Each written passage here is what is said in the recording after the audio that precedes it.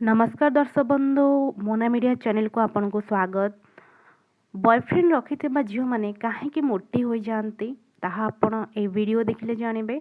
तो वीडियोटी आरंभ करने पूर्व आपन को कही रखी जदि आपण आम चैनल को सब्सक्राइब करना ताहले जल्दी जल्दी सब्सक्राइब करनियंतु एवं पाखरे थिबा बेल आइकन को भी प्रेस करनियंतु। आगो को जहाँ भी नुआ वीडियो आसीबो तार नोटिफिकेशन आपण पाई परिबे। प्रायतः बॉयफ्रेंड बन सारिबा परे झील मैंने मोटी हो जिबार अभियोग रही थाए। केबे आपण एही कथा सुनिछंती कि बॉयफ्रेंड बनैबा द्वारा झीलटी मोटी हो जाइछि, किंतु आपण जानि आश्चर्य हो जिबे कि एहा एमती होई थाए। बॉयफ्रेंड बनैबा माने तांको सहित डेट जिबाकू पड़ी थाए, डेट रे गले बाहर खाद्य खाइबाकू पड़ी थाए, जहा फल रे झीलटी मोटी होबार संभावना रहुछि। आपण तो जानिथिबे खाद्य पदार्थ रे जो भली भाबरे फैट अंश रहुछि, विशेषकर जितेबाला बॉयफ्रेंड गर्लफ्रेंड हुअन्ति साधारणतः इवनिंग टाइम रे भी से टाइम स्पेंड करने पसंद करती।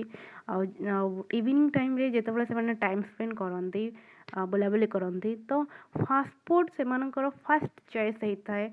आपण मैंने जानी फास्ट फूड रे केते फैक्ट थाए जहाँकि गोटे झील निहाती खराब ता हेल्थ पाई होता है, जोटा कि मुख्य कारण होता है।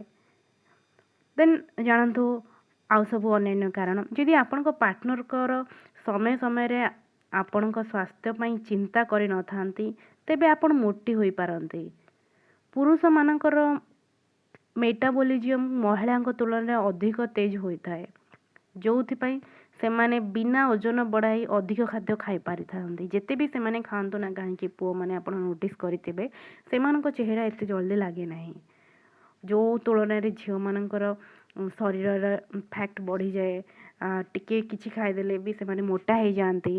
साधारणतः बहुत झील एमती था जो मैंने एते खाते मोटा हो जावा भय फिर भी से माने मोटा हो जाती। कहीं जो बाहर को जावाक पड़ी थाए सेतबेले तो आपन को किसी ना किसी बाहर खाद्य खाइबा पड़ी थाए। आपण हिसाब से आप घरे खाद्य तो खाई ही पारिबेनी।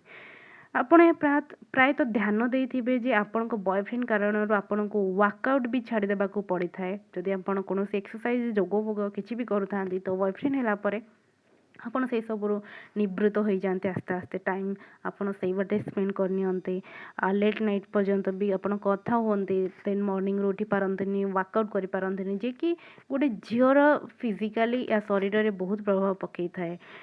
यह आपण स्वास्थ्य तो हानिकारिक ता सहित यह आपणकर रिलेशनशिप पई भी हानिकारिक अटे। सबुठार प्रथम निजको समय देबा शिखंतु।